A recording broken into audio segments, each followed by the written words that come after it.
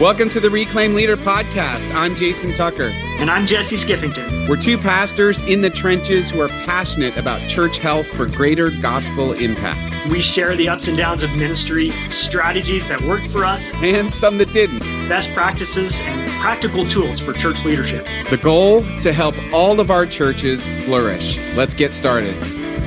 See another sunrise, sing a little song. Hey everyone, welcome back to the Reclaim Leader. Jesse, it's good to see you again. I feel like every time we talk, there's like some kind of new horrible thing or difficult thing, either in the life of the church or what's going on in the world. And as we're recording this now, we're coming off the heels of a really rough couple of days and all the things going on in the country, and the assassination of Charlie Kirk and the school shooting in Colorado. And I mean, you could just go through the whole list of all the things. Yeah. And Jesse, you know, we've been talking, again, one of the things I value is our conversations before and after we hit record that I think are really life-giving. Probably what we should actually be recording. I know, but nobody would listen to that. But I will say, over the last month, I've kind of shared, I feel like I've been getting kicked in the teeth a little bit spiritually, just in every area of my life. Just feels like, all around there's kind of something. Yeah. And that on top of feeling like as a pastor that you need to have something to say about these horrible things that happen. Mm-hmm. And what's the right and appropriate way of saying it? What's the Jesus-centered way of saying it? And I'll admit, it's kind of pushed me into a funk this whole, just over the last several weeks. Yeah. And part of it is I feel the weight and pressure of being a leader. Yeah.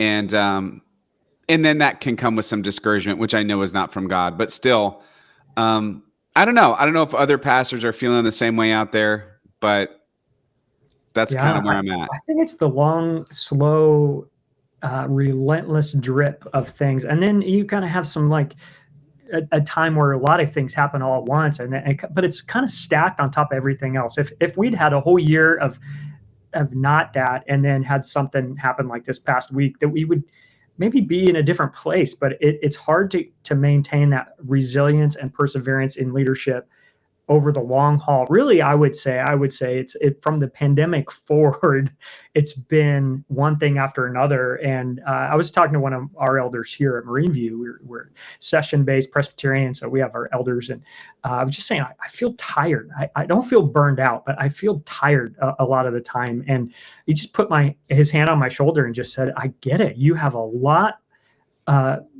people expecting you to be able to speak to things and make decisions and help us navigate through the complexities of life. It's a lot to carry. Now, whether we should be carrying all that expectation on ourselves or whatnot, I don't know. But it was sort of the recognition that the role of pastor and the role of leader right now is just kind of precarious and difficult. Yeah. Are you a fan of the Dark Knight movies, the Christopher Nolan Batman movies? Were you a fan of those? It's been a long time. But yeah, I watched them. I don't know if I'm a fan of them. You're saying, Jason, is that the origin stories of, with Christian Bale and all that? Is that? Yeah, Christian Bale. Yeah, okay. So The Dark Knight Rises, the one with Bane. I don't know if you remember Bane. What a great character. So Bruce Wayne has to escape this pit from which there is no escape. And it is literally impossible for him to figure out on his own. The only way that he could climb out of the pit without breaking his back, which I think he did once, is to rely on the wisdom of others. In other words, other people need to help him get out. And I feel like that's the answer for a lot of us pastors, where maybe if we're tired or we're kind of run down, the impulse is to move away from people, when maybe the best thing for us is to be moving toward people in a way that is as life-giving as possible. So, because honestly, some of the burnout happens from difficult people. So that's right. I was going to say, anybody. Which people, Jason? Because right, but this is how God works. So, of course, I was reading Dan Ryland this last week, and he always has just such wonderful wisdom. And I came across a blog post that I really liked, and I like the way that he frames it. But basically, he talks about there's a tension in ministry between wanting to spend time with people Yeah. and taking care of yourself, Mhm. and how those two things work both for and against you. And, the impulse in ministry is, somebody has to meet with you. Yes, absolutely. And then you look at your calendar and like, oh, I can't say yes. Or you might be feeling like not in great spirits and therefore will say no when you should be saying yes. And so I thought his takeaways, so we're going to kind of walk through these takeaways that he had. The blog post is called Creating Space for the People in Your Life, and it's on danryland.com. But he says there's no easy solution to this, but I feel like part of the solution to whatever's going on right now in this cultural, spiritual moment as pastors has to do with that healthy creating space for the people who we really need to have in our lives. Yeah. So I don't know. I know this is sort of a heavy one, Jesse, but I feel like this is where a lot of people are. Yep. Yep. No, I'm glad we're wading in. I think it's a good question to raise, especially if the instinct is to retreat into yourself or whatnot. So I think this is important to dive into. So where does Dan take us as we're kind of wading through this? Yeah. So he kind of frames it around these 6 questions, and I'm just going to read them and we can kind of talk about each one because I really like them. Yeah. The first question is, and this is to do with like, what are you saying yes to? What are you saying no to? How are you taking care of yourself and spending time with people? He said, is your family your true priority? He says, every family has differing needs. What does your family need? Yep. How do they best receive and experience your love for them? Those are great questions. Yeah, it's really important. I think the thing sometimes that can happen with family, especially if we're stressed or pushed a little bit, is that we lean a little bit too much on their love for us and understanding of our stressful lives. And we forget that if that lasts too long and we don't invest with them, that it's going to take a toll. So I think that, behind that is this. Yeah, sometimes we're going to have an understanding family. We have stressful jobs. We're busy. We have a lot going on. But if they're not seeing us also investing back into those relationships over time, that's going to really have an impact and actually make everything a lot harder. So I think that's really crucial. And, I don't know, you can go back to maybe the 5 love languages stuff or whatever to know how to best serve your family or your spouse or whatever. And I just think of the little things like, in my marriage, Callie, she tracks most of the kids' activities. I mean, it's kind of like, for whatever reason, that's kind of what she's taken on. And there's times though when I can just see it's becoming a lot. And so I'll just go, what 2 or 3 or 4 things can I grab from the kids' plates that I can register them for, or I can buy the tickets for this event or make sure they have a ride, just to kind of say, I'm here. This is my priority. So I don't know. That's just a small example, but what about for you, Jason? How do you make sure that that's the priority for you? Yeah. So it's sort of to do with the question, what does your family need? For me, it's like, what do they need really? Yeah. So because my first reaction to that question isn't always correct. And maybe I feel like as long as I'm in the room, it's what they need, which isn't true. And so just thinking about what each individual, what do my sons need? What does my wife need? How do I show up for them in the way that most shows my love for them? Yeah. Yeah. And whether that's picking them up from practice or, spending a little extra time with them, just kind of goofing around. Yeah. What does that mean? Or honestly, it's like doing the dishes, like doing the dishes. just helping, get just things picking up done. one extra piece that says, I'm part of this. I care about you. Right. I don't feel entitled to your doing all the things, all that. And I think for me, along with that is a commitment to really paying attention, particularly to my kids when they're talking to me. I'm sure maybe you don't relate, but this is me. Sometimes I'm having a conversation with my kids about their life and they're talking about something that happened at school with their friends and the class and the book and the thing. And my mind just starts drifting away and I have no idea where we are in the conversation anymore. And I'm like, yeah. And so a part of being, meeting the needs of my family is just being present, and being attentive to them and really tracking, especially with the kids, on what's in their hearts, what's going on with them. And so that's one of those things. Don't look over their shoulder to the next thing you got to get to. Stay focused. Yeah. And maybe you're in an age and stage where you're an empty nester, or maybe you don't have children, and it's you and your spouse, or maybe you're single. Whatever that is, thinking about how the people who you would call family, what do they need, and how do they best receive and experience your love for them? I love that question. All right, the second one. What are your essential responsibilities? So what must you accomplish? Your essential responsibilities are non-negotiables. These are your core responsibilities, both at home and work. Yeah. Who needs your time? And he says, when you have clarity here, you gain great clarity in where to invest your time. Yeah. Yeah. Again, I think this is good because this weeds out all the stuff we do that's not essential. Yep. And, I wonder why I'm feeling so burned out. Well, maybe I'm doing 15 non-essential things, and I need to weed that down. Yeah, totally. Yeah. And I think sometimes we're afraid, that if we don't do it, the ball's going to drop. Yeah. And the question I think on the back of that is, and so what? If it matters enough, someone will pick it up, right? Or whatever. And we got to be careful with that. We don't want to shirk our responsibilities, but we want to think in terms of what are the things that only you or I can do in our role at home and at the church. There are some things that others can't do. They can't write a sermon and preach it for you.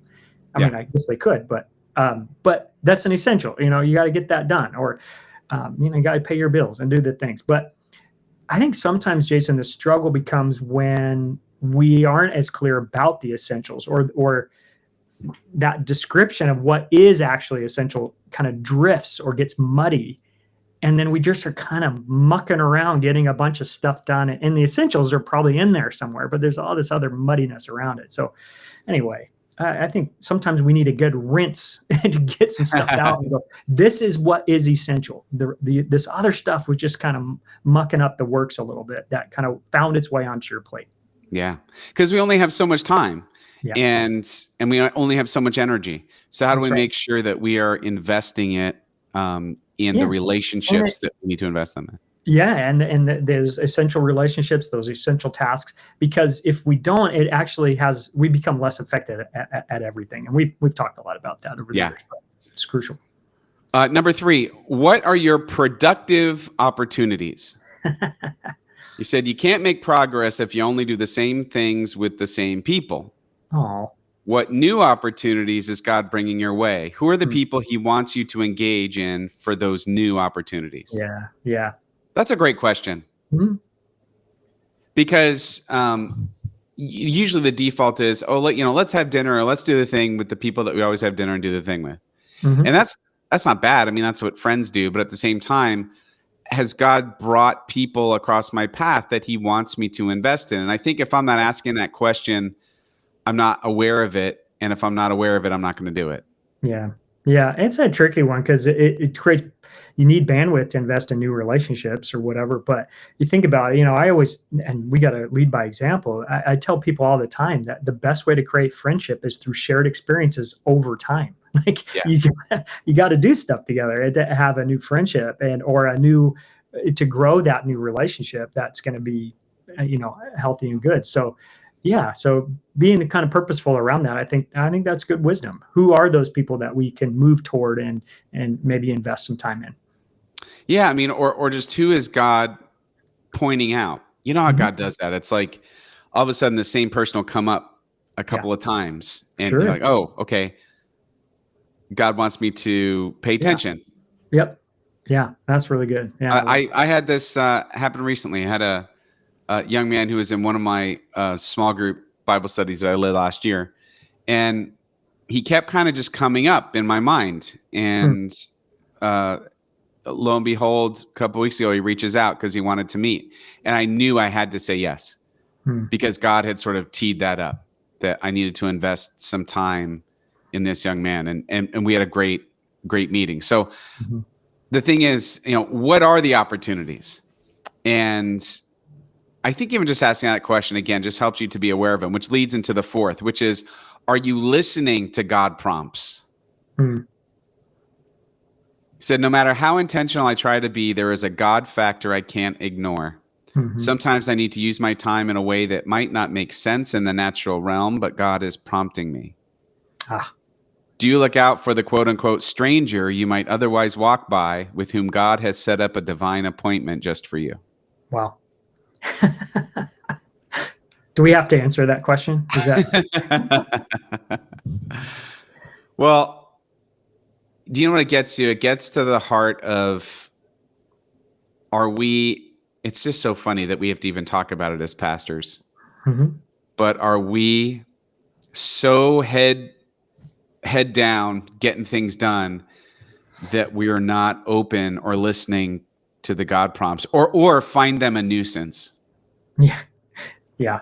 Yeah. Oh man. Yeah. That's really important. I mean, think about what is all the examples, of course, of the Good Samaritan scenarios that we set up in the old seminary days, whatever that story was about students walking past somebody in need to go preach a sermon on the Good Samaritan or whatever it was.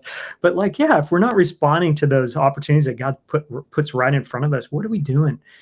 I was flying back from something this week, and I'm on the plane, and there's two guys sitting next to me, and everything in me wants to put my headphones in and just watch a movie, and sometimes we got to do that, right? Protect our sanity or whatever.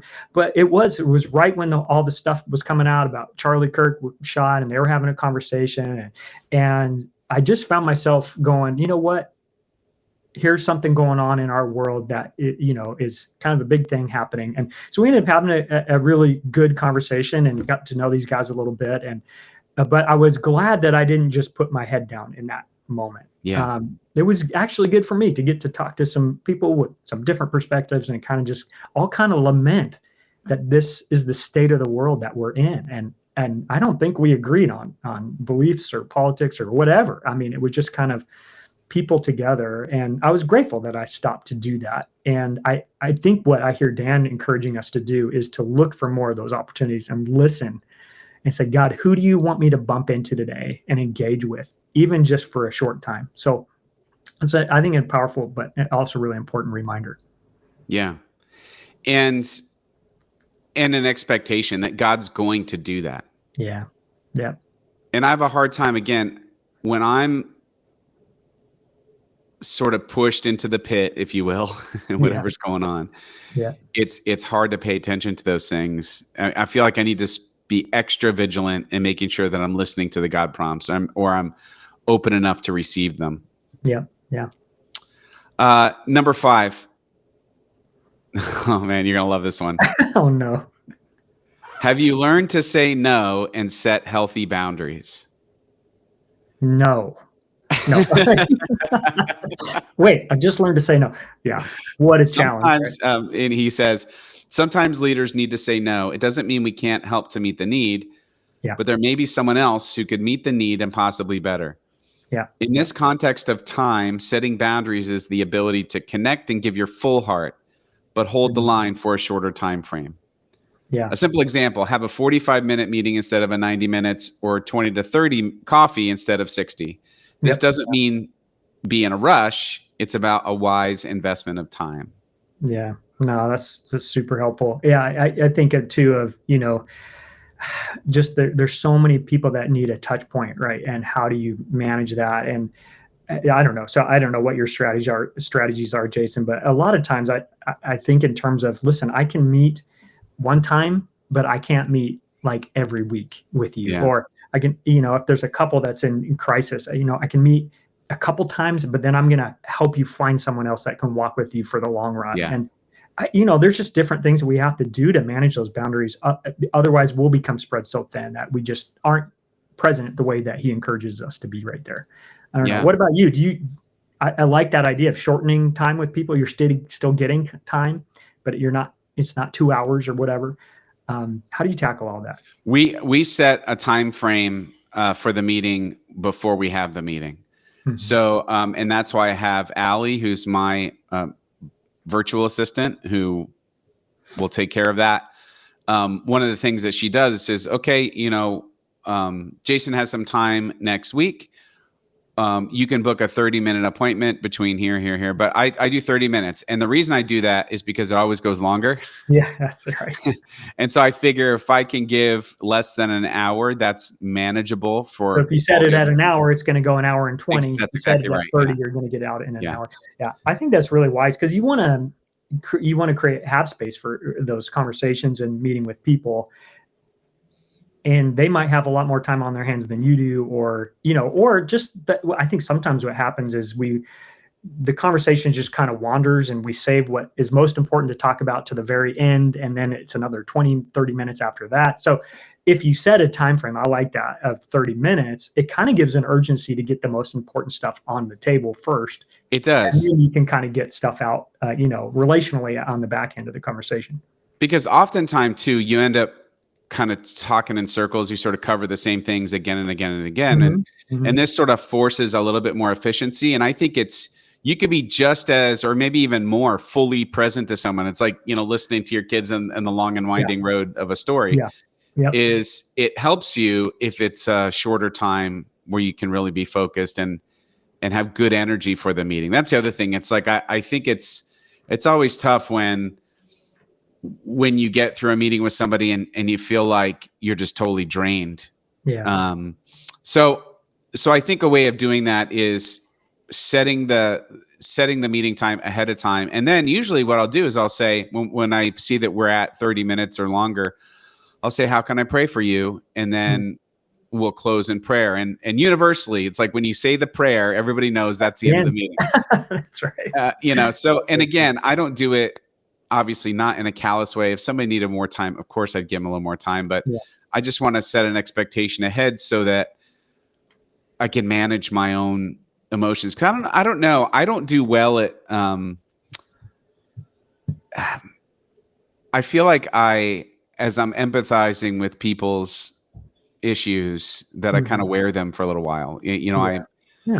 I'm not able to just shut them out and not almost feel like anything. You care, Jason. It's almost like you care.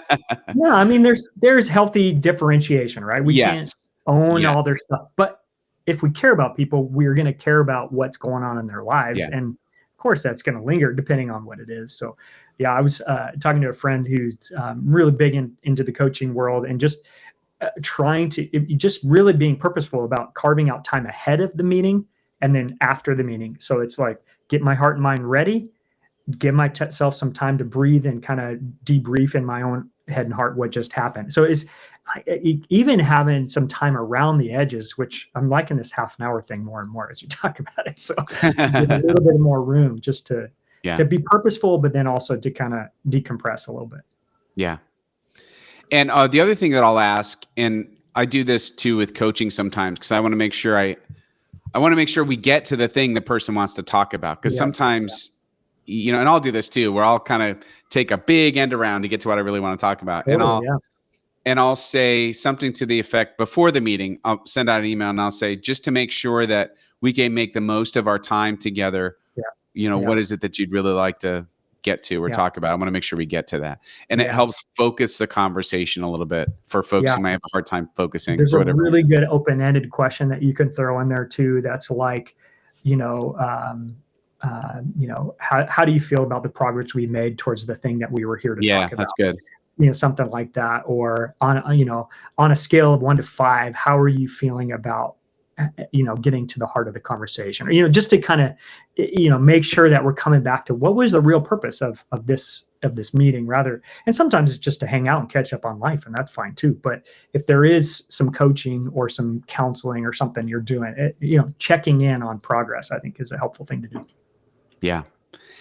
And by the way, the reason why all of this matters is because if we're not, again, taking care of ourselves as we're investing in other people, we're not going to be any good to do the thing that God wants us to do. And I feel like what I'm hearing from God is, look around, man.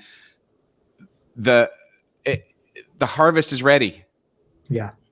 But the workers are few. I need to prune you back so that you're as fruitful as you can possibly be, but you're not going to do that if you're just so fried with your time. Okay. Last question.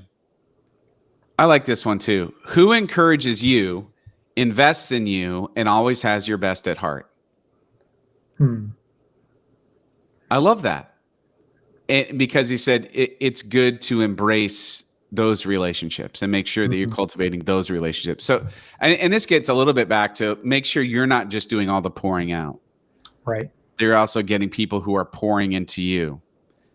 And, he said relationships are not meant to be purely intentional and strategic. God designed us to receive encouragement, grow from wise counsel, be blessed by kindness, and enjoy time with others.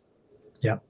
Yeah. Good reminder. If we're just sitting under the weight of expectations all the time and never kind of receiving, hey, you know what? I mean, we're not looking for a pat on the back for a pat on the back sake. That's not what we're saying. It's just having somebody say, hey, how are you doing?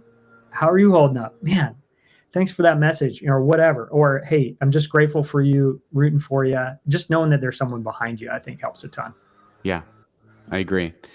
And, I know this season will end and we'll be in a better spot, but I think I have a really good chance of making it a healthy transition to a better season if I'm aware of these things and how I'm investing time in my relationships.